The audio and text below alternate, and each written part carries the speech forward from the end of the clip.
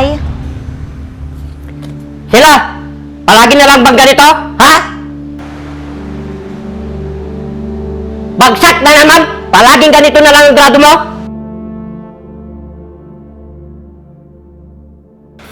Nag-aaral ka ba talaga?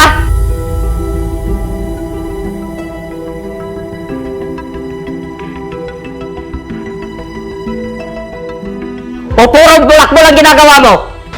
Pumapasok ka ba talaga? O tumatambay kung saan?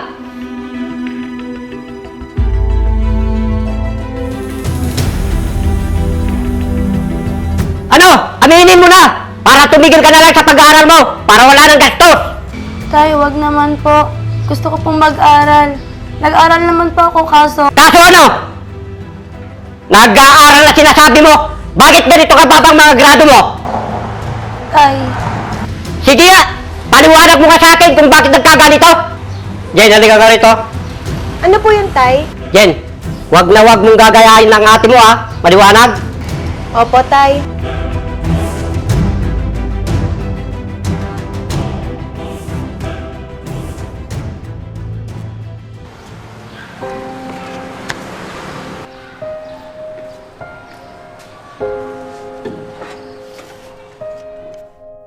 bakit ganun? Ginagawa ko naman ang lahat. Nag-aaral naman ako ng mabuti.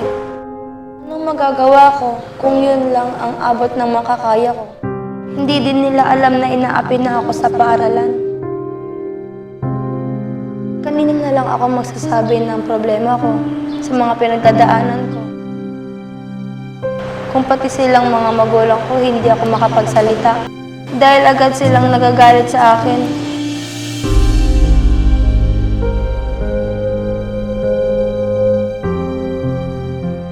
Gulong-gulo na talaga ako. Ang hirap naman ng ganito.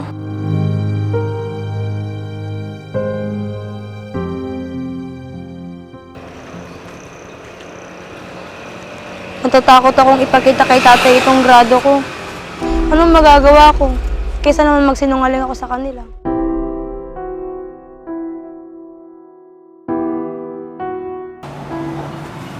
Ano po, Tay? Yan na ba yung grado mo sa eskwelahan?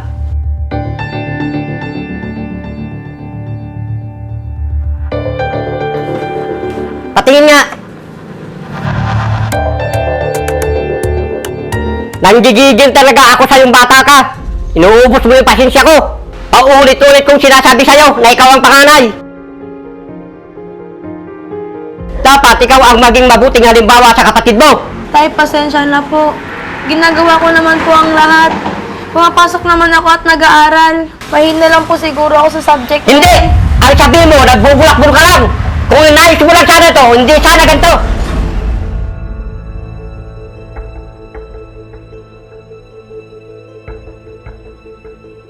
Hindi ko pipirmahan yan. Ayaw kong pumirma dahil nakakaya.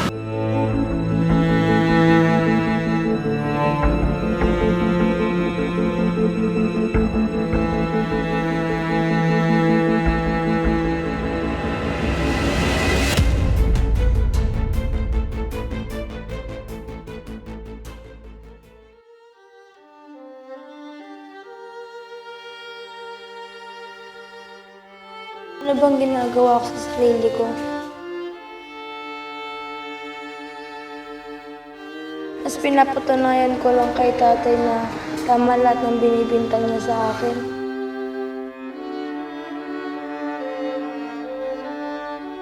Natuto akong makibarkada sa mga mahilig uminom at mabisyo. Mas binaon ko ang sarili ko.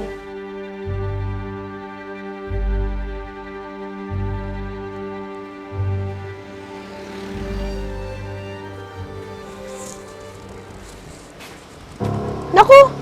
Si ate yun ah! Parang lasing!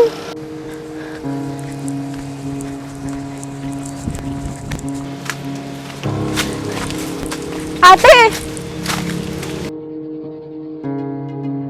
Oh, mahal kong kapatid. Ikaw pala. Ate naman! Ba't ka naman naglasing? Naku, pag nakita ka ni tatay, lagot ka na naman yan. Sanay naman ako at kahit anong gawin ko, yung mga mali ko lang ang binibilang at nakikita ni tatay. Yung mga tama, wala na lahat yon.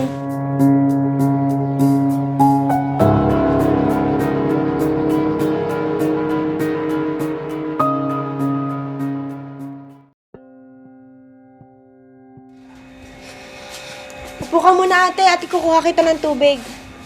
Sige. Bakit kaya mas pinapalala pa ni ate yung sitwasyon niya? Ay, di ba siya naaawa sa sarili niya? Kung ako'y nasa tamang edad na, di ko gagayahin yung mga ginagawa niya.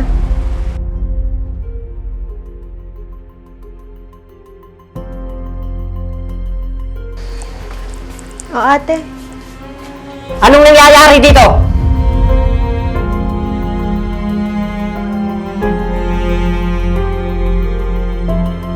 Hindi ka na talaga natuto. Di ko na alam ang gagawin ko sa'yo. Di mo na ako binigyan ng kahiyan bilang tatay mo. Ano na lang sasabihin ng mga tao? Ang anak ko, ganyan? Kababae mo pa namang tao. Bakit, Tay? Kailan niyo ako pinagmalaki? Di ba wala? Aba, sumasagot ka pa. Sige, Tay, tuloy niyo. Sanay naman na ako masaktan. Hindi ka marunong makinig. Sarili mo lang iniisip mo.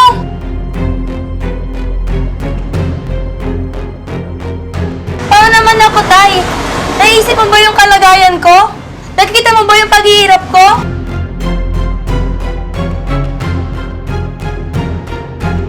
Hindi, Tay. Hindi mo nakikita yung mga paghihirap ko. Dahil alam ko, hindi ka gumagawa ng tama. Kung matalino kang tao, bakit ka naglalasing kung saan-saan? Wala kang delikadesa, babae ka pa naman. Bakit, Tay? Natanong mo ba yung sarili mo? Kung bakit ako nagkakaganito? Kailangan ko ng suporta niyo, Tay. Bakit? Hindi pa ba suporta ang pag-aralin ka? Magagalit ba ako kung wala akong pakialam sa inyo? Ang gusto ko lang, mapabuti kayo. Kayo ng kapatid mo! Hindi ko maramdaman ng pagmamahal ninyo. Dahil hindi kayo nakikinig sa mga sinasabi ko. At nagagalit kayo kaagad. Buti pa yung mga barkada ko, naiintindihan ako at nakikinig sila sa akin. Eh ikaw?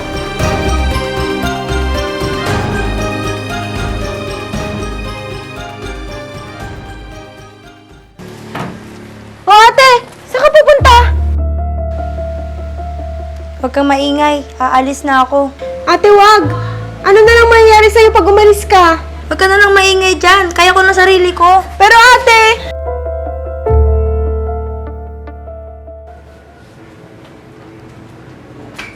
Jen, Bakit po, tay? nakita mo ba yung ate mo? Eh... Nakita mo ba ang ate mo? Naglayas po kasi ang ate, tay. Ano? Kailan pa? Kaninang umaga lang po. Bakit di ka naman nagsasabi, anak?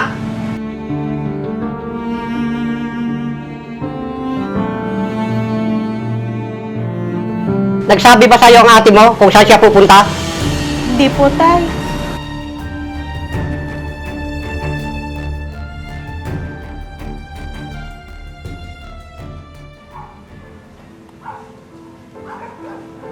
Asan na kaya ang anak ko? Kumusta na kaya ang kalagayan niya? Naging masama ba akong ama? Ano bang kulang sa pagiging magulang ko sa mga anak ko?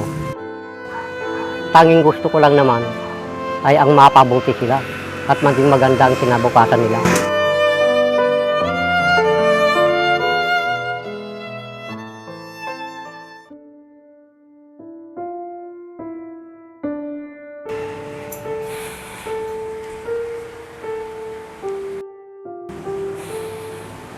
O, tay. Malungkot ka po yata. Ano ka ba, anak? Masaya ako dahil magtatapos ka na sa wakas. Opo, tay. Maraming salamat po sa walang sawang suporta sa akin. Pero sa totoo lang, anak, nalulungkot ako para sa ate mo. Walang araw na di ko siya naalala kung kumusta na siya. Kung naging maayos ba ang buhay niya.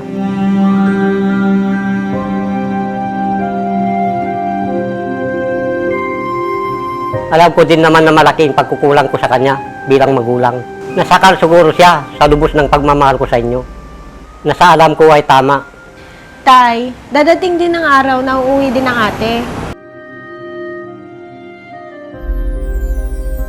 Sana nga anak, Alam mo, Tay, kahit ganun ang nangyari kay ate, marami akong natutunan sa kanya. Sa mga nakaraan niya, natuto po akong ibahagi ang mga bagay-bagay na nangyayari sa buhay ko. Malungkot man ito o masaya. Dahil lang ate, kinikimkim niya po lahat ng mga nangyayari sa kanya. Hindi din naman po siya makapagsabi sa inyo. yun ang malaking pagkakamali ko sa ate mo anak. Hindi ako nakinig sa mga problema niya. Akala ko ay tama. Ang hangarin ko lang naman ay mapabuti siya. Pero nagkamali ako. Dapat naging maintindihin ako.